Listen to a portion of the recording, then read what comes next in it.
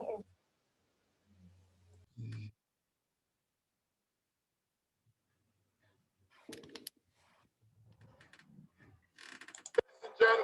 welcome to another episode of Unfiltered.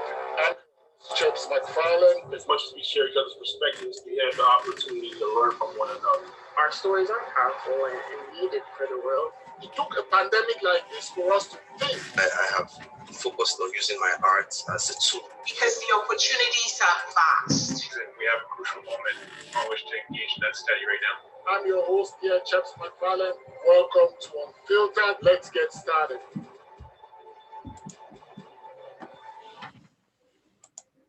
Hello, ladies and gentlemen. Welcome to another episode of Unfiltered. I'm your host, Chebs McFarlane. As much as we share each other's perspectives, we have the opportunity to learn from one another. Our stories are powerful and needed for the world. It took a pandemic like this for us to think. I have focused on using my art as a tool. Because the opportunities are vast. We have a crucial moment on which to engage in that study right now. I'm your host here, Chebs McFarlane. Welcome to Unfiltered. Let's get started.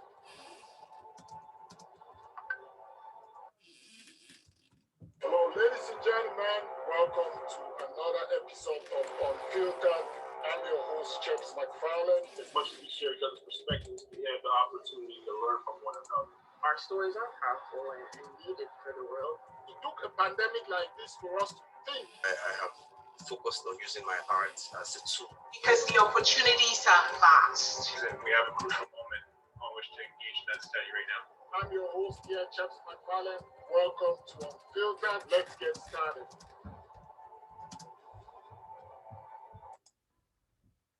Hello, ladies and gentlemen. Welcome to another episode of Unfiltered. I'm your host, Chebs McFarlane. As much as we share each other's perspectives, we have the opportunity to learn from one another. Our stories are powerful and needed for the world. It took a pandemic like this for us to think. I have focused on using my art as a tool. Because the opportunities are vast. We have a crucial moment on which to engage in that study right now. I'm your host here, Chebs McFarlane. Oh, we are in. Welcome to Unfiltered. Let's get started.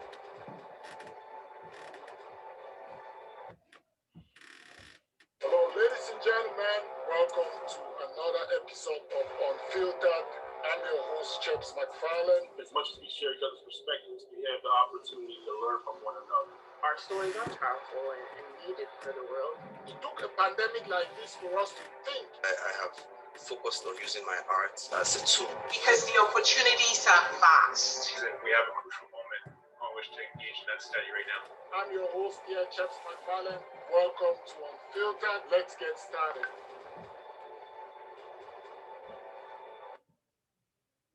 Hello, ladies and gentlemen. Welcome to another episode of Unfiltered. I'm your host, Chebs McFarlane. As much as we share each other's perspectives, we have the opportunity to learn from one another. Our stories are powerful and needed for the world. It took a pandemic like this for us to think. I have focused on using my art as a tool. Because the opportunities are vast. We have a crucial moment on which to engage in that study right now.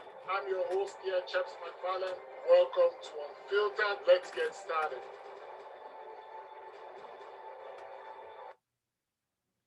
Hello, ladies and gentlemen. Welcome to another episode of Unfiltered. I'm your host, Chebs McFarlane. As much as we share each other's perspectives, we have the opportunity to learn from one another. Our stories are powerful and needed for the world. It took a pandemic like this for us to think. I have focused on using my art as a tool. Because the opportunities are vast. We have a crucial moment on which to engage in that study right now. I'm your host here, Chebs McFarlane. Welcome to Unfiltered. Let's get started.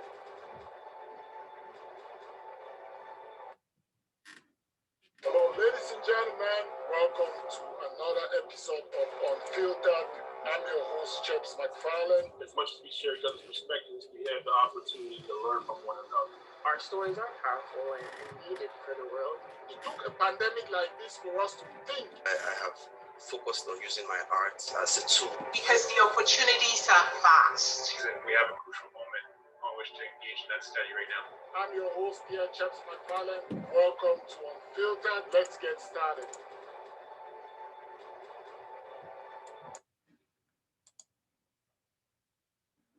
Hello, everybody. Finally, we're here. Great to see you, Mo. Thank you, everybody. Welcome to Unfiltered. It is your usual crew, Wes, Chebs, and we actually have a real journalist on here today. Real journalist. A real journalist, not certified hard hitter, looking for the real story out there in the world, trying to make sense of it all. Mo, it's great to see you on the screen of Unfiltered with Chebs McFarland. It's been a work that we've been working on for a long time, so it's really exciting to have you on here, Mo. No, this is lovely. You gave our booking department a real challenge there. It's because I'm a real journalist. Yeah, you're busy. That's cool. So that's great. Speaking of which, where are you at? What are you up to nowadays, Mo? Yeah, no. First of all, thank you guys for having me. I feel privileged to finally be getting the unfiltered treatment. So it's exciting to be on here, joining the long list of guests that you got. And seriously, guys, you guys have been doing some great work with this. I've been watching it from afar, so I'm glad to have a little part finally. Mohamed Hashem is my name. I'm a journalist working currently in London, United Kingdom. I'm focused on the Middle East. I have been for quite a few years now. I mean, really ever since I started to hone my career, I've been much more focused on covering Middle Eastern affairs and politics and whatnot. I worked in Doha for a few years, and then I moved to Istanbul in Turkey, and then now I'm in London. Originally from Halifax, Nova Scotia, so I know the crew. I know the people. Haligonia. we go way back. We go. You got to come back for a visit when things are conducive to that. Oh, absolutely. Yeah. Stay tuned for a visit soon. Yes.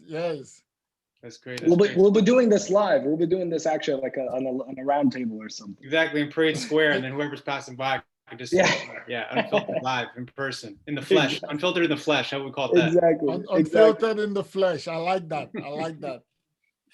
So Wes, carry forward. Oh yeah, man, nothing happened. I had the privilege of, being able to spend the last week at a cottage on St. Margaret's Bay, aspiring for some work-life balance as the weather here in Nova Scotia gets, reasonably good. So Alexa and I were able to hunker down in that cottage, work by day, and then use our afternoons and evenings, do some day trips out to the coves around there and check out a couple beaches down along the southern coast of Nova Scotia. So I had a refreshing week. Thanks very much. Nice. Equally for myself, it was quite a busy week, but it's been a refreshing weekend. It's been warm, nice, and today it looks like we're getting a storm, but not quite. So we're kind of in that storm-like weather, which is sometimes really nice because it just puts you in a relaxed mode, and you're just like, oh, if it rains, great. If it doesn't, kind of relaxed already. So. So that's it's been that kind of week. I'm hoping that I would receive an email saying that my next shot has been moved up. So that's the other highlight of my week in anticipation to get my second vaccine, and then I can perhaps have that little passport that they're talking about, or that little cutout that says, check, you've been vaccinated. And then I can start thinking of what to do next now that things are opening up. Yeah, and I think that's really interesting you bring that up, because I think that is one of the most pressing questions around the world right now, is like how to make sure that vaccines are well distributed to people that are interested in them and getting them and need them to be able to stay safe and end this pandemic finally, as well as the equally important question of those who do have access but aren't interested in getting it. I mean, vaccine hesitancy, I think, is a really interesting issue. I've been looking at it as one of the main barriers to effective immunization strategies in Canada, also taking note of what's going on around the world, what can be read as a success story in terms of addressing vaccine hesitancy, and what other strategies have been used that maybe have, there are kind of room for improvement, but are getting the kind of job done of getting vaccination up to sufficient levels of the population. And something that's so obvious to me is that, no amount of political force or well-informed research is going to do what trust can in terms of assuring people that it's safe to get these vaccines.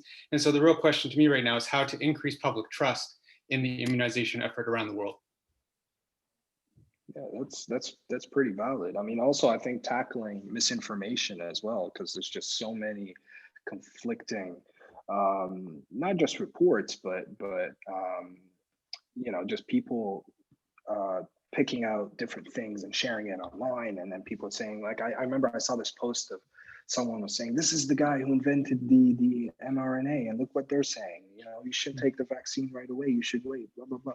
So really, I think there's not a lot of clarification that's out there at the moment. There's not, and there's also not a lot of kind of just double checking and kind of just making sure so if so and so is saying this is true, is it true? Or if so and so saying this is false, why is it false? Is it actually false?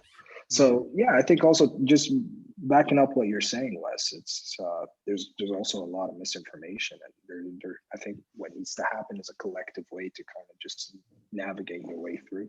Yeah, because there's misinformation, there's disinformation, people trying to exploit the level of uncertainty right now. And kind of just, that's more of the anti-vaccination kind of cohort of this overall kind of a portion of the population. And then there's just like lack of information. This is an ongoing kind of process. It has continued to evolve, literally, the virus, there's variants being developed. There's lots of uncertainty that's brought about because of that. Luckily, studies have been showing the vaccines are effective against the variant, including the Delta variant.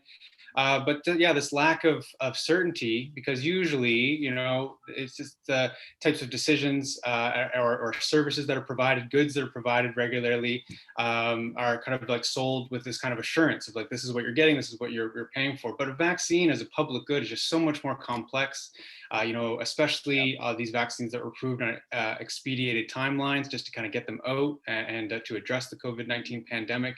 But this is certainly an ongoing learning process, including what the unanticipated kind of negative effects of the vaccines have been. And so I think it's really important for governments that are trying to lead the way in these vaccination efforts to acknowledge as an ongoing learning process, not overstate the confidence that then has to be stepped back when a problem is acknowledged, such as what happened with AstraZeneca, because that shakes people's confidence. If you're willing to kind of oversell something and then step it back, then really what kind of claims can be trusted? So I think that kind of developing levels of certainty is definitely part that has to be acknowledged as part of effective immunization strategies.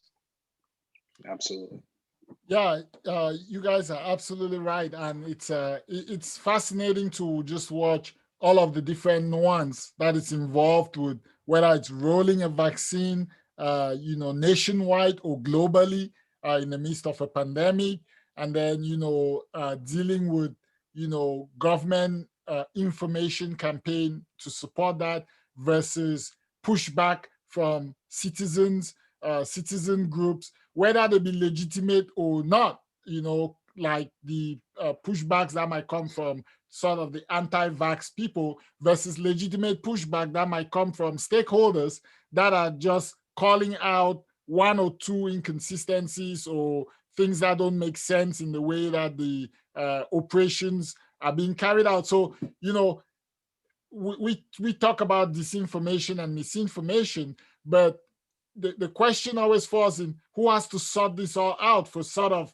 the public who might not be as complex as we are to sort of understand these different things, because it's different when just your neighbor is telling you that, hey, if you take this vaccine, it's a chip that's going to be implanted in you, versus, you have, a member of parliament or somebody in authority saying, wait a minute, I don't think we should be offering this vaccine now for XX reasons, but not saying that I'm not saying you should not take the vaccine per se, but, so we have to sort that out ourselves as citizens, but we have to also understand that all of us as citizens don't come with the same level of understanding and complexity to understand nuance as society, generally just categorizes. So we have to make some room for people who have to educate others about, meeting their obligations and what it means,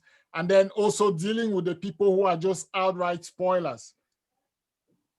Yeah, absolutely. I mean, I heard another key contributor to vaccine hesitancy is what has been called epistemic injustice, in which people that just have some questions from a layman's perspective, or some suspicions, or maybe some misinformation or partial information that they have, they go to speak to their general practitioner or their family doctor about that, and they get kind of shamed for not knowing things, made to feel small in terms of their understanding. And so that is that asymmetry in confidence and literacy in terms of medical science is definitely part of the terrain that has to be acknowledged in terms of how to foster a richer conversation that can develop trust.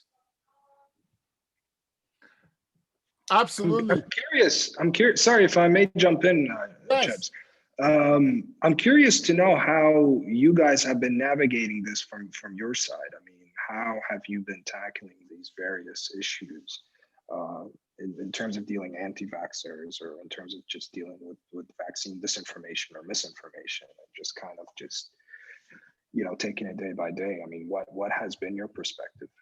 Yeah, I can jump on that first, and then Chebs can follow up. I mean, I kind of navigated it in the same way that I have this entire pandemic, is just, trying to wrap my head around the medical science of the matter, kind of get my bearing on what's necessary to be safe, what's going to get us out of this. So, like I was really, I guess you could call adherent, uncharacteristically adherent, perhaps, to the calling of the medical order to, self-isolate and lock down. But that was just necessary at that point. This is a collective process. Pandemic is an unwillfully collective process. We're all connected by the way that our environments connect us, and that's for better and for worse.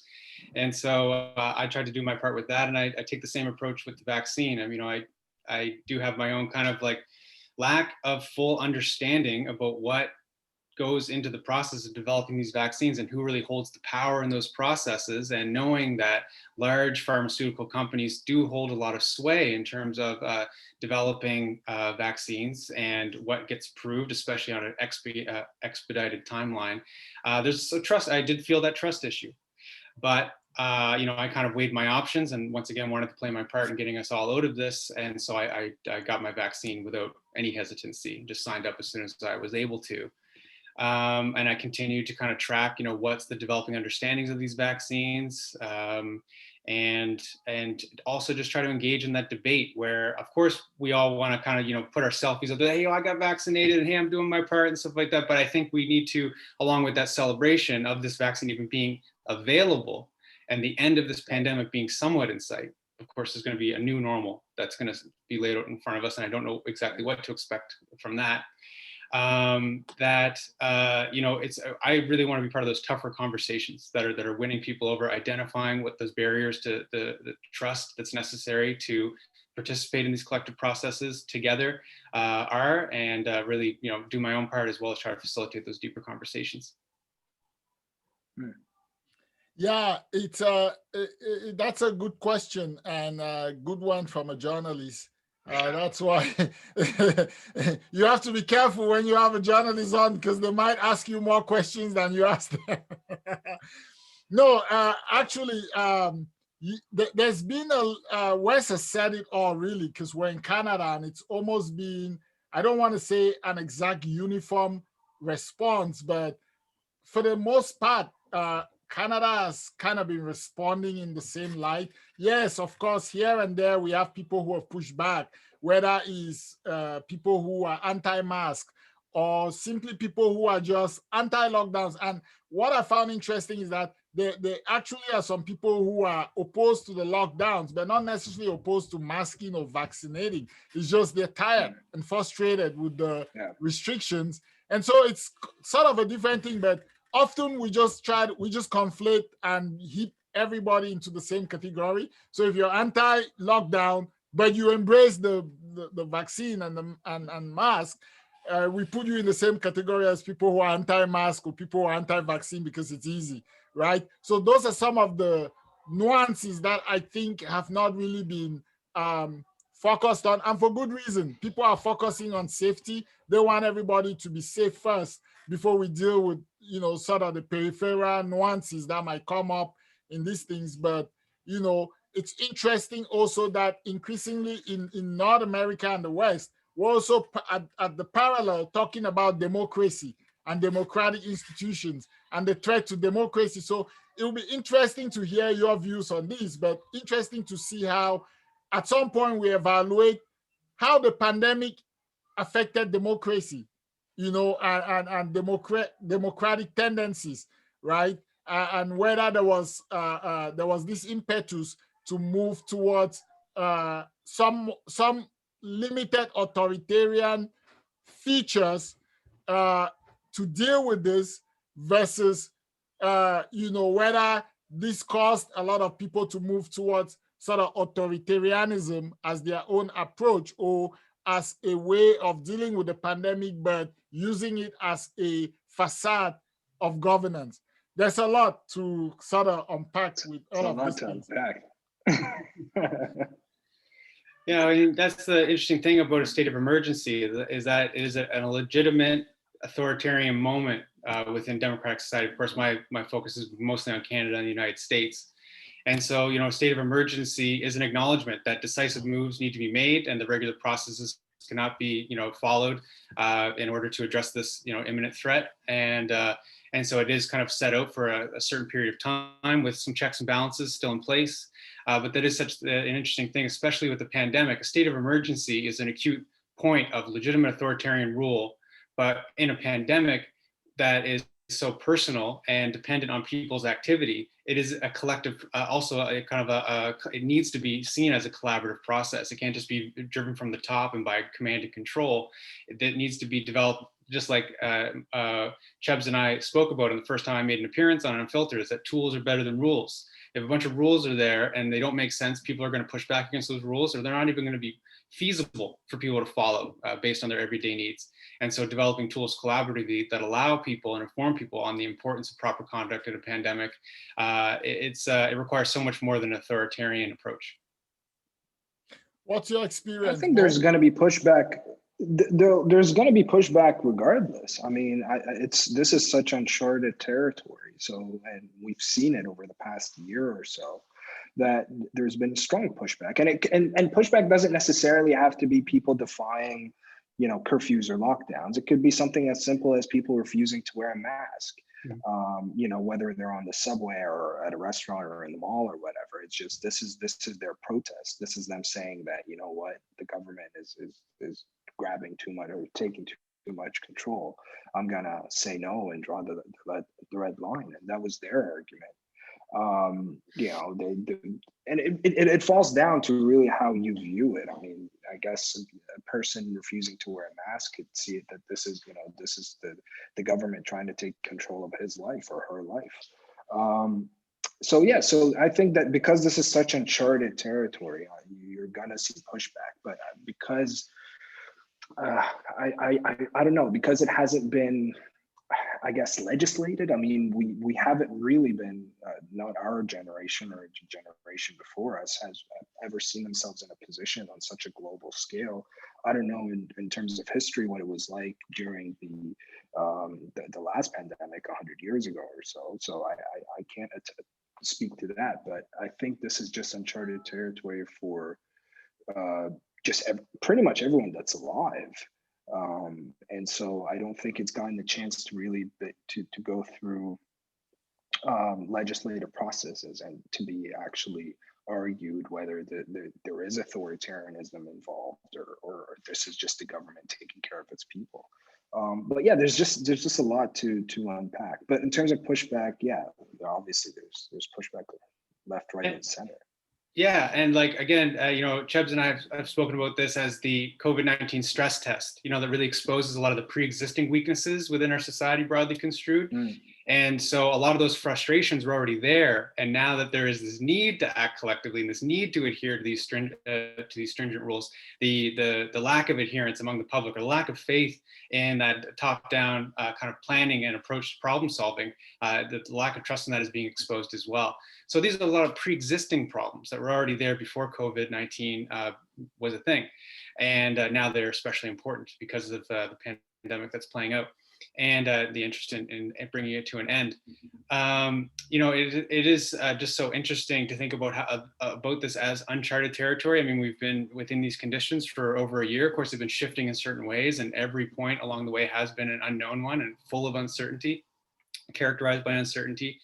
And so, yeah, it is really tough, but it was a very interesting time. I'd be interested in your thoughts on this too, Chebs, that when we had what is referred to as the third wave, but really the second considerable wave in Nova Scotia, with more cases than we'd ever had, that's characteristic of later waves. They're bigger actually than the initial wave of cases. So in terms of case count, Nova Scotia had over 1,000 cases with about a year into the pandemic. It was the worst it had ever been in Nova Scotia, but because we'd been living in these conditions, there was almost a little bit of a lack of a feeling of urgency. At the beginning of this thing, the streets were bare and everyone was home and no one was touching their face and all that stuff. And then it got so far into it, even though it was as worst as it had ever been in Nova Scotia, people seemed pretty relaxed. And that was a funny thing to observe. Yeah, you're right. It was. And I wasn't too surprised because it just seemed logical that we had taken so much precautions and measures to contain our exposure within the province of Nova Scotia. If you remember, we actually had the Atlantic bubble that was touted as, one of, it was like an example in the world, people looked at it. So with all of those things, people's level of urgency and, I don't really want to say the appreciation of the risk and everything, but it's just that people felt like we had a handle on it. And when you feel like, you trust, you're talking about that collective action, because earlier on, we all applied ourselves collectively and had a handle on it. Midway, when, we kind of slacked off, it was really tough because nobody was really, it was really hard to point out to somebody and say, you're responsible for it because we had all been good actors, right? Mm-hmm. So it's also part of that difficulty. And I wasn't surprised because I knew at some point people's sense of, concern was going to slacken a little bit just because of the way we applied ourselves collectively. We felt we'd done a good job. So people kind of slacked off. Yeah, there were a few bad actors here and there that, sort of added more risk to the whole issue. But I still think we fared well in Scotia compared to a lot of other places. And even in those few months, swift action was taken. Like we had a second lockdown, there were restrictions in place, and these are just getting removed right now, whereas other places are sort of fully opened up, right? So it's a mixture of all of these that have sort of led to where we are. And it'll be interesting for some scholarship later to sort of analyze these versus other places. And maybe there's going to be something that we would learn from it. I'll note that down right now. It's interesting because the sentiment that I got from Nova Scotia, and you guys can correct me if I'm wrong, but I mean, yes, like you said, Chebs, that relatively compared to other provinces, Nova Scotia has been doing quite well. But even I think there was a very recent time where Nova Scotia imposed, I think, a lockdown or tougher restrictions again, and people were really restless with that. I think, and it was some people's argument was the fact that it was over very little or very few cases. So, is there a sense of like restlessness with these, measures being loosened and tightened and all of that in Nova Scotia at least? There's definitely some squeaky wheels, around and about, and definitely no one's happy about the lockdowns. But maybe these are just the circles I run in, but I've been seeing people to be quite complacent and cooperative with the medical orders in place, just in the interest of really doing what it takes to get out of this long term. Then there's theory and practice. You have some people that are claiming to really mind the rules and care about them, but then in their actual behavior, on the weekends or something like that, or in their own social life, they kind of make some, acceptances, or that's just the complexity of trying to deal with a pandemic. I mean, this is a once in a lifetime kind of thing for a lot of us. There maybe are some people that, there have been some smaller scale pandemics and epidemics in recent history, but definitely this is the first time a lot of us have ever had to live in conditions like this. And so, yeah, there's a theory and practice problem, definitely. Mo, tell us a little bit about some of your work. We know you do a lot of work around Middle Eastern issues. And we know recently there's been a spike of political violence, from the Israeli side, and also response from the Palestinians. And there's a ceasefire in place, but what sort of work did you do around that time, and who did you talk to, and what is your sense of what is happening? Yeah, wow, there was a lot that was happening over the last few weeks.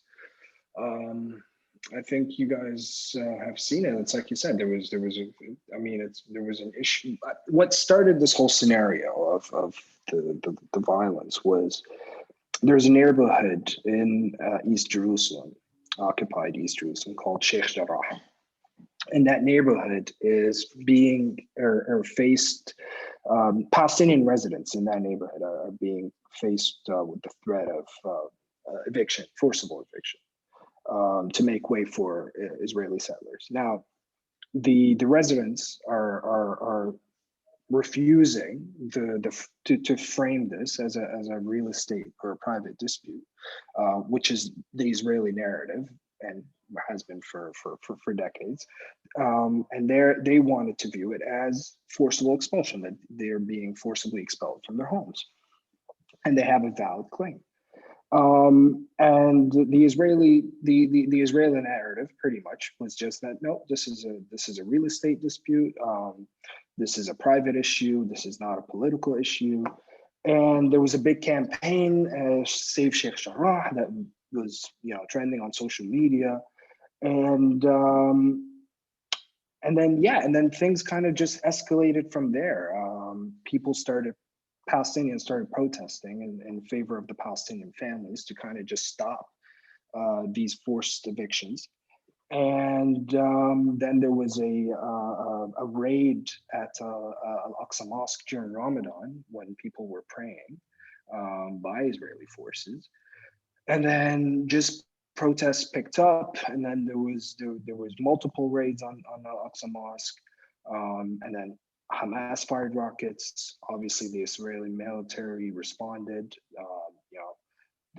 Hundreds were killed in Gaza, including children. There was also, I think, about 15 or so on the Israeli side that died from Hamas rockets.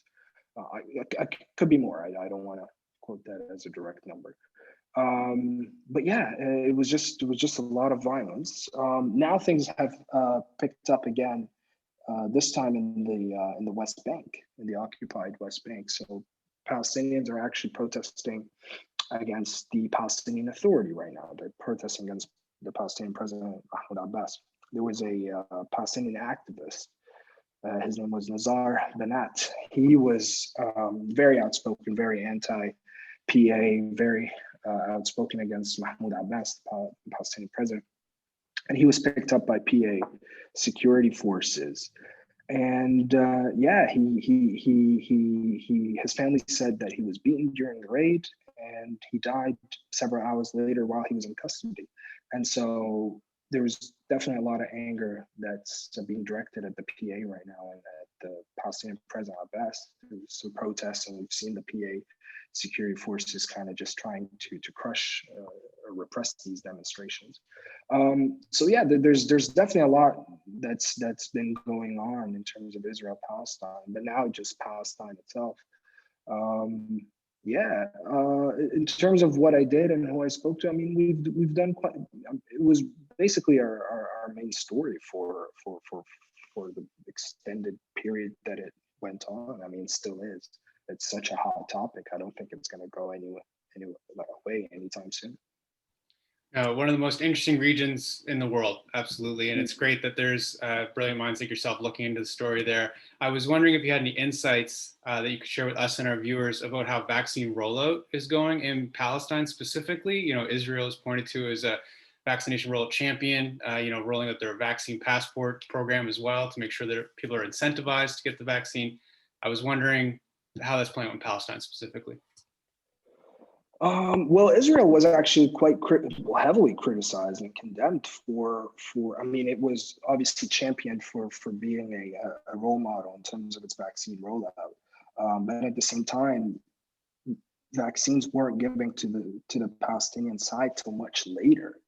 And even now, there's been a recent report that the PA is actually saying that the vaccines given to them by the Israeli side are expired.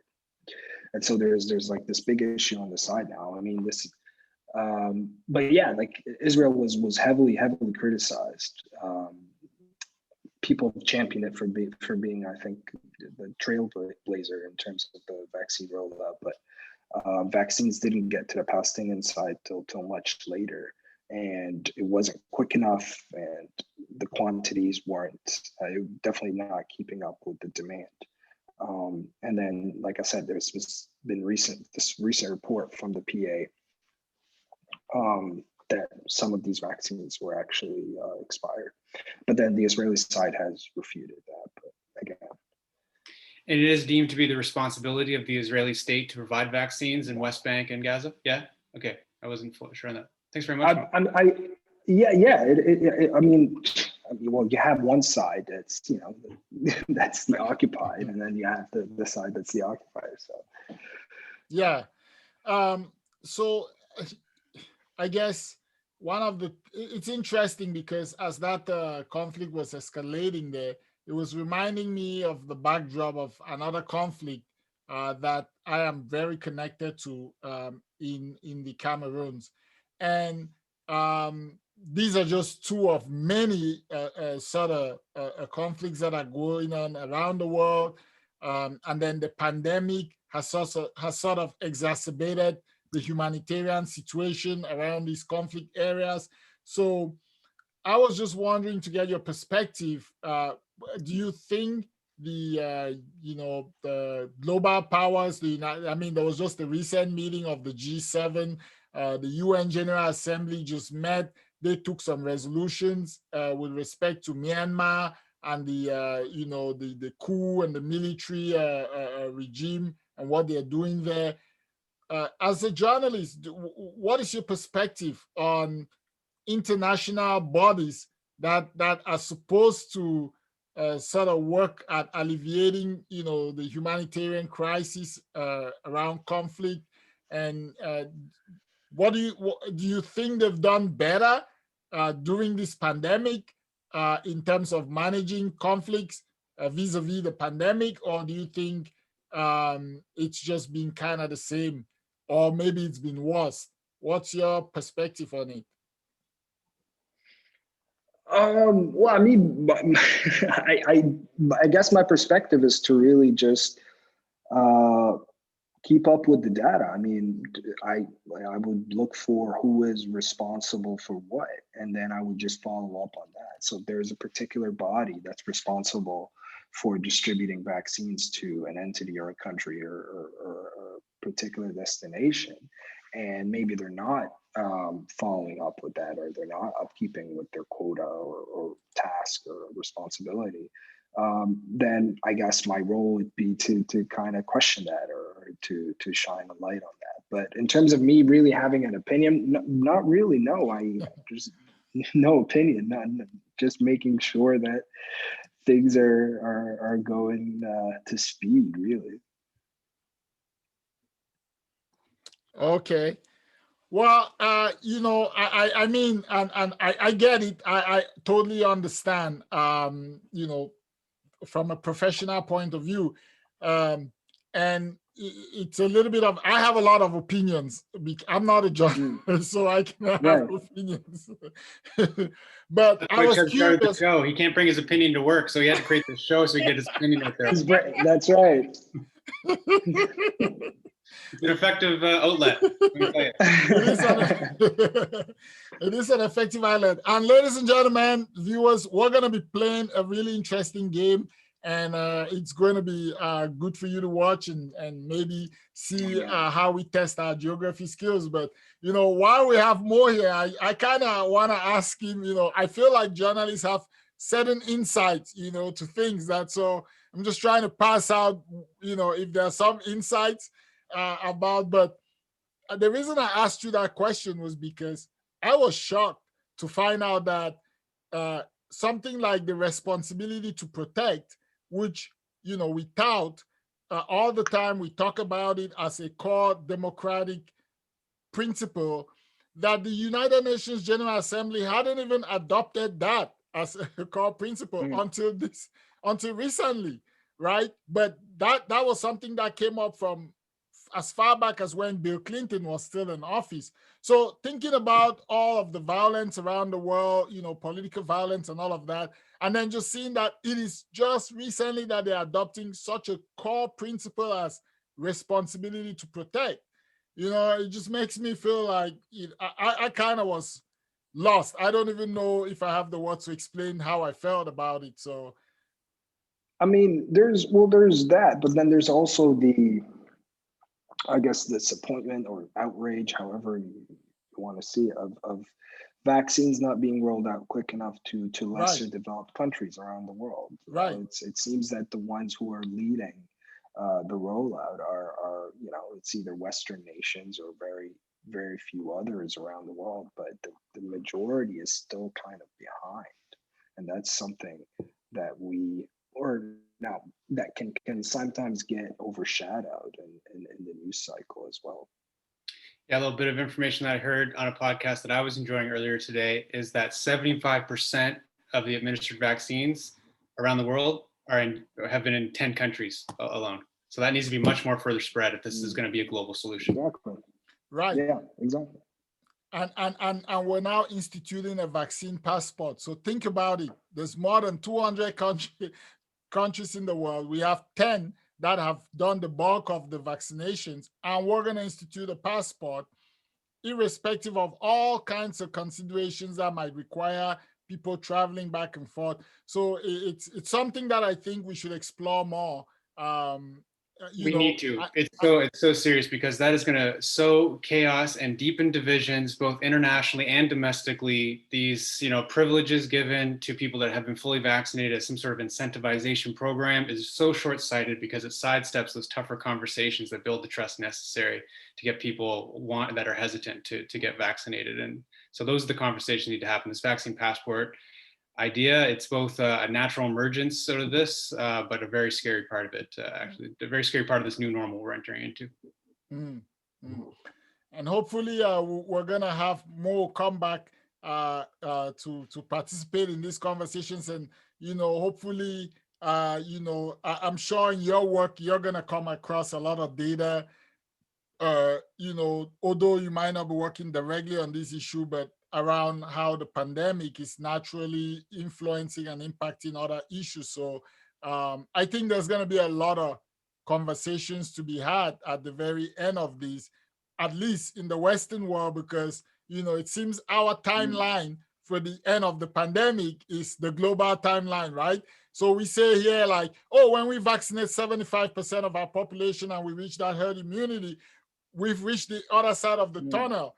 But I guess that's not so for everybody else, right? So it's going to be really interesting to see how politicians, world leaders navigate this. And fortunately for a lot of us who are, people who talk a lot about equality rights and human rights and all of those things, the pandemic has also exposed a lot of inequalities, which has forced a lot of the same people to be talking about inequality. So it's going to be really neat to see how they reconcile this rhetoric. There's also the question of whether, if these pandemic conditions were only existing in certain countries in Africa or other, countries in South Asia, or, countries that could be lesser developed than Western countries in Europe and North America. I mean, would people speed up to kind of just reach the end of the tunnel, like you're saying, and kind of just get out on the other side? Would there be such collective action, like what we were seeing with vaccine rollouts and making sure that everyone is getting their first dose and second dose and getting out of the restrictions together? That's the question. I mean, if it only existed in these countries, how would the world have reacted? Yeah, when you got a glimpse of that with SARS and Ebola and other kind of past epidemics of a smaller scale. Definitely. So yeah, we'll see how this plays out and try to be a part of the good that's going to come out of all of this. So it's great to be in conversation with you guys, because these are truly troubling times. But in being in conversation with people like you gives me a lot of hope. And we're putting this conversation out there for our viewers to encouraging them to have these types of conversations in their homes, in their circles, to participate by putting a comment below this video or sharing it, and getting this conversation around, because that's what we're all about at Unfiltered, is having these conversations that are maybe kind of happening in our own little spaces, but trying to bring that into the open, because this is something that we're all thinking about. So we were planning on moving on to a little bit of game time in the last 15 minutes of today's episode, and I will share my screen now, and we can make a selection of which challenge we want to take on. How's that coming through, guys? Yeah, I see that fine. Good. So how are we doing this? Are we collectively playing the game? Yeah, well, there's kind of many different versions of this game. I think that we should pick what continent we want to dance with first. And then I'll explain that there's both a country identification, so we can kind of just have a broad map and try to guess which country's which, or we can do a flag identification. And I'd like to challenge, Mark, I'd like to go head to head with Chebs for the flags of Africa. That's a big one. That's a big one. I mean, are we interested in that? Well, I would say we can play that us three. Yep. And we'll just see, we'll just get points for whoever gets it right. Yeah, Mo, can you keep score? You want me to keep score? All right, let me just tally a pen and a piece of paper is all good. Yeah, I'll just grab notes. All right, so here we go, flags of Africa. Okay, so we can all take a guess, and then we'll figure out which one's which. All right. Well, I should just be neutral here, right? Yeah, well, you're just keeping, if you get it right, you should give yourself a point. All right. Okay, this one's fairly well known. Yeah. Mostly because they had FIFA in 2010, right? That's correct. Yeah, that's fairly well known. Oh, it gives you the multiple choice? Yeah, so we can pick from yeah, that's going to be a lot easier than if it was just... But sometimes not easy enough. All right, let's go with this one. Yeah, that's Comoros. Oh, Mo? No, that's not Comoros. This is Somalia. Yeah, he's trying to throw you off. All right, next one. All right, this one isn't simple. This isn't easy. That's Cape Verde. Okay. I think it's Gambia. Oh, Wes has been practicing, eh? You want to go Cape Verde, or you want to jump on board with me, Chebs? I keep Cape Verde. All right. Gambia. Ooh. Wow. That looks like Portugal, somewhat, almost. I think I know what this one is. What is it? I think it's Eritrea. I think so too. Yeah. I agree, although Angola was pretty tempting because of the Portuguese. No, it's definitely not Angola. Yeah, definitely not Angola. All right, so you only get a point. Angola's got quite a distinct flag, actually. Yeah, they do. Yeah.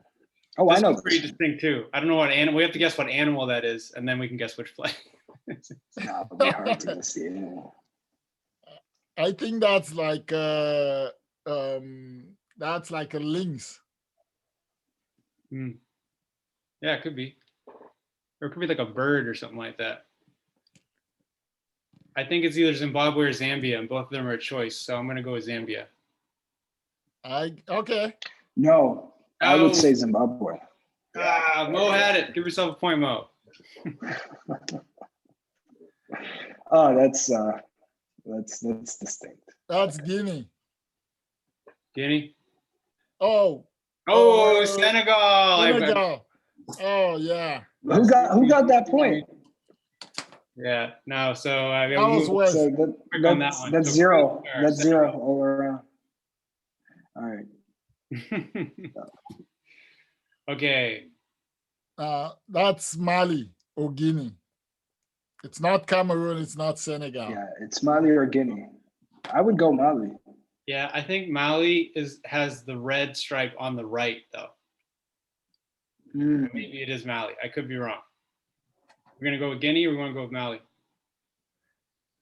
I go with Guinea. Guinea. It's Guinea. Finally, I get a point. Man, you guys are tied right now. It's 4-4.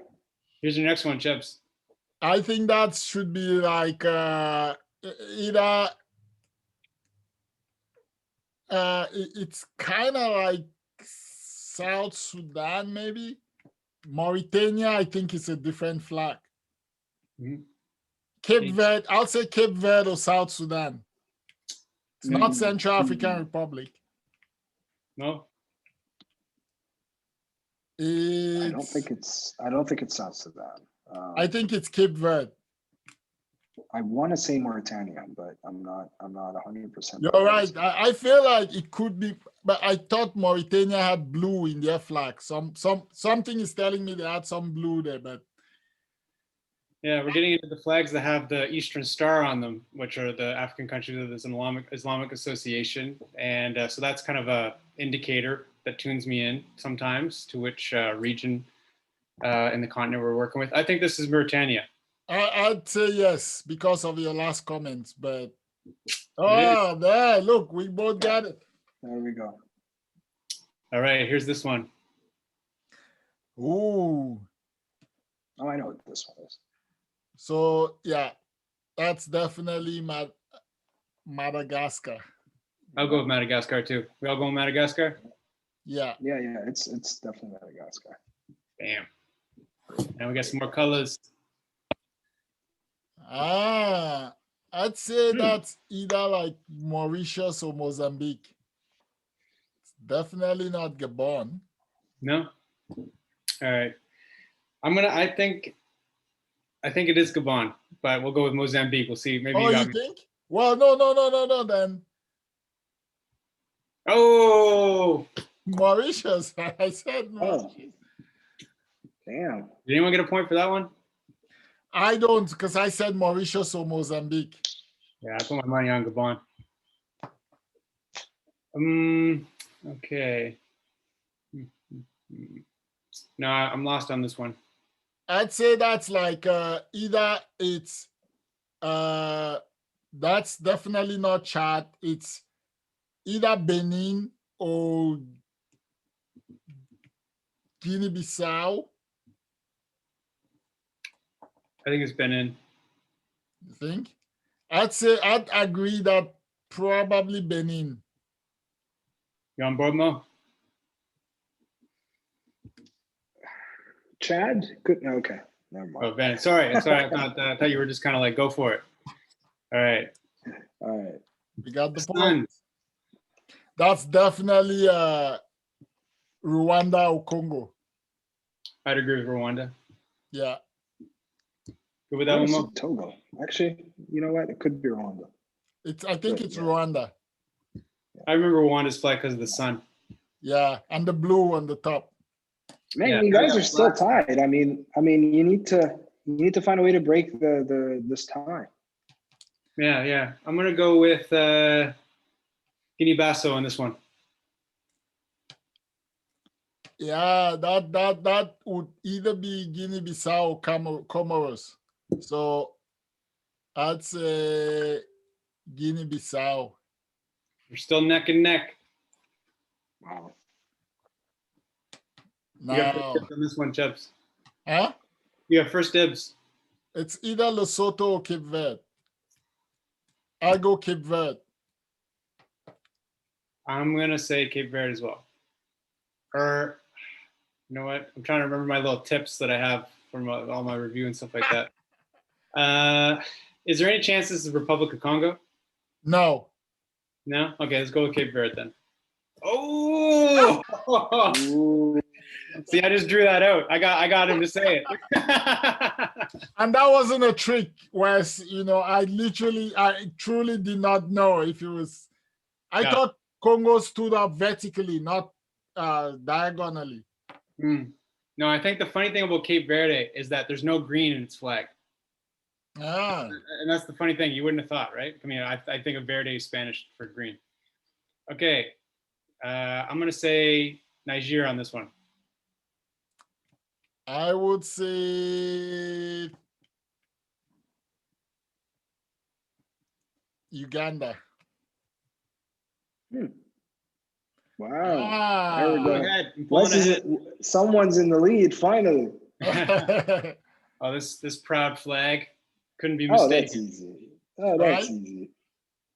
The Pharaohs. That's home. Yeah. Pharaohs. All right. Got this Yeah, one. this is definitely Burundi. This is the flag. Actually, it's also the flag of Romania. That's why. And also, there's Very another similar. country that has those colors, not just Right. Romania. I think. It's Chad and Romania have the same. The flag looks the same. Oh, Chad and Romania. All right. Point for me, Mo. All right, first dibs on this one, Chebs.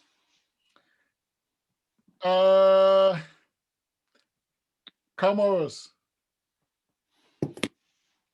Any theories or hunches, Mo? I would say Comoros as well. The thing about this one is there's this line down the center, which always reminds me that it's Central African Republic. Ah, Oh, good one. look at that. Okay. You did your homework, Wes. You gotta Man, get he's these been little practicing this associations. whole time. That looks like Botswana or something. That could be. I don't know. I want to say Togo, but it's a wild guess. It's not an educated guess. This flag looks exactly like the flag of Sudan, except it has that star on the blue circle, the blue triangle. So this is South Sudan. Ooh, Nice homework done. Yeah, this one is a lot like the Zambia. Zimbabwe flag because it also has that bird there. So it's Zambia. That's my trick of association. Yeah. Wow, nice. Boom. That Definitely is, Dr. Congo, but it could yeah. also be Burundi. No, Yeah, it's DR so Congo. Nice. This one. I think I'm gonna redeem my Gabon on this one. Yeah, that's Sierra Leone.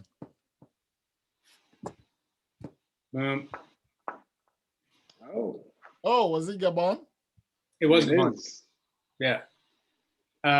This cute little flag is, I don't know, I got to know Lesotho during my undergrad, and I like its story and stuff like that. So this is a cute little flag, Lesotho.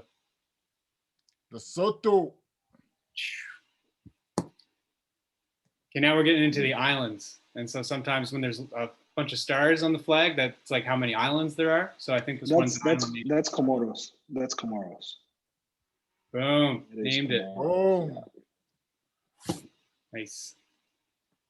And this, Now that's Botswana, I think. Botswana. I'm gonna say Mozambique. Yeah, no. I'd say Mozambique too, because Botswana has blue in it. Ooh, Mozambique. Yeah. This one with that little cartoon rooster on there. Oh, no, that's Uganda. Yeah, Uganda. Now this one, I'm stumped on this one. Yeah, you know Yeah. what that one is. You got any guesses on what this one is, Mo? Oh man, that's a really hard one. Chebs, you want to help? Contested territory of Cameroon. Yeah. Right. Now, here's that flag I was talking about. Oh, that's Angola. That's That's the one. Yeah, that's Angola. Another country with an Islamic. Algeria. Angola? No. No, that's Algeria. Yeah, Algeria. Boom. Can't forget this one. This one stands out. Yeah, Oh, Kenya. yeah, Kenya. Boom. I think we've gone through the hard ones, or maybe not. Maybe. Although we got through all the striped ones. Yeah, that could be Eswatini. Yeah, I think it is. And when Chebs and I were playing the country identification game, Eswatini came up and we were both stumped. But that's apparently what Swaziland is called now. Ah.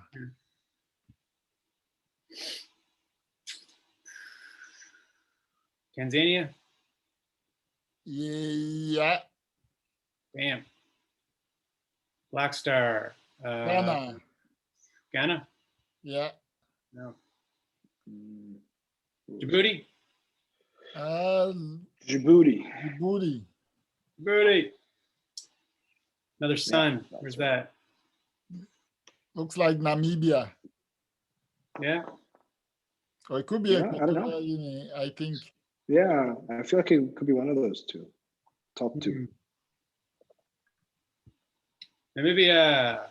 Point and Chebs. Nice. Yellow Star. We got a lot of these with the star that are up there in the Cameroon That's and Burkina Faso. Ghana. Yeah, that's Burkina Faso. That's right. Togo. Lots of, I think it's Burkina Faso. Boom. Oh, that's Oh wow, that's Libya. That's a famous one. Yeah. Yeah, Libya. Nice. Is this Togo? Togo. Yes, that's Togo. Actually could be. Oh, never mind. That's Malawi. Oh, that's Malawi. Yeah. Malawi. Point for Mark. Oh, Sudan. So yeah, it doesn't have a blue triangle. It has the green triangle. Wow. That's Sudan. Yeah. Cool. Tree reminds me of Equatorial Guinea. Now we're back to the stripes. God damn, is this Sierra Leone? Sierra Leone, I would say. Yeah, Sierra Leone. Then we got Ethiopia here with that star. It's pretty notable, memorable. What is it? Nigeria. Nigeria, the green. Nice, boom. That's Seychelles. Seychelles. Fancy flag. And we got here, this looks like Liberia. Flag. Where'd that come That's from? Liberia. Yeah, I got Looks like stung the by that US. flag the other day. Yeah. Then we got the 2 stars for 2 islands. That's, yeah. Another. Oh, that's Morocco. Morocco. Almost went there for my honeymoon, but Alexa and I stayed in Spain and Portugal rather than going across from Gibraltar, but almost went there. I believe Tunisia. this one is Tunisia. Tunisia. I met someone who was in the Tunisian uprising while I was also on another trip with Alexa in Paris. And it was right after the uprising. He was able to tell me some really interesting stories. Guinea-Bissau. Is that it? I want to say Burundi. Oh, yeah. Could be. Boom, it is. Man, he's been practicing. He's been practicing. I told you, like that now sounds like Cape Verde.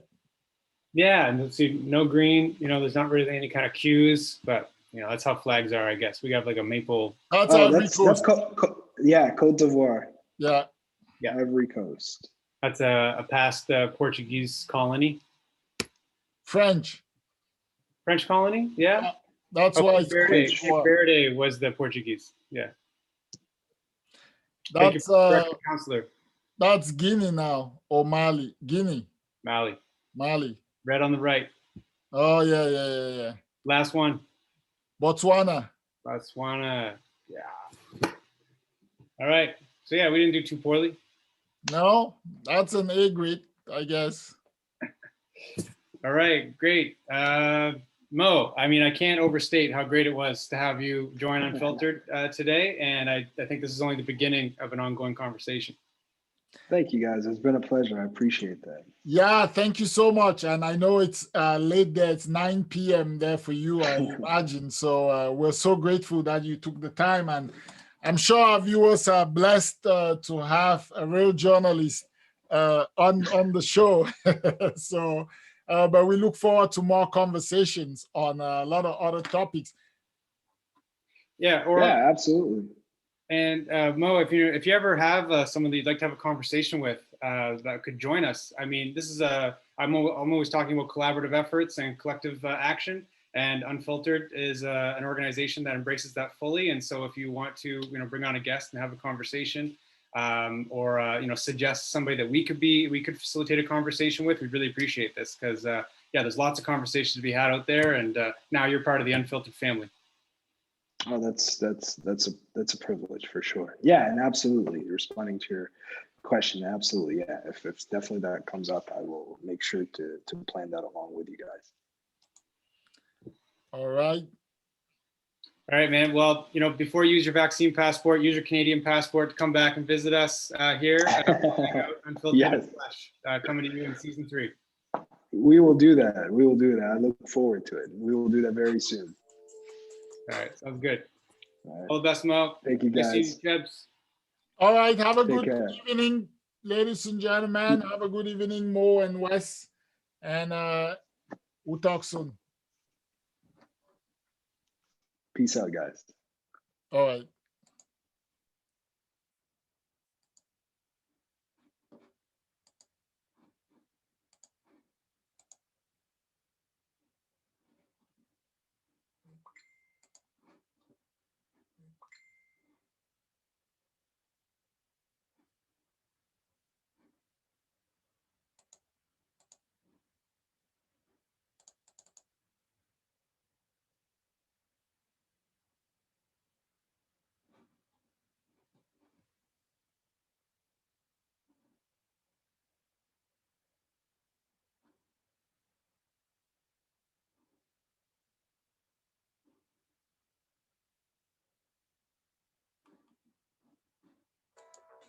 I'm your host here, Chebs McFarlane. Welcome to Unfiltered.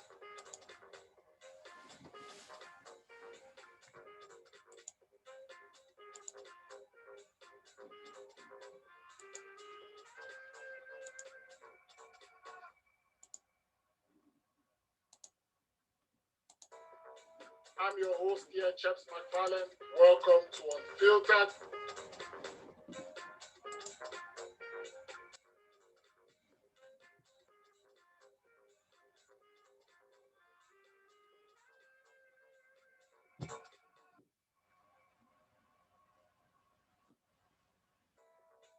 I'm your host here, Chebs McFarlane. Welcome to Unfiltered.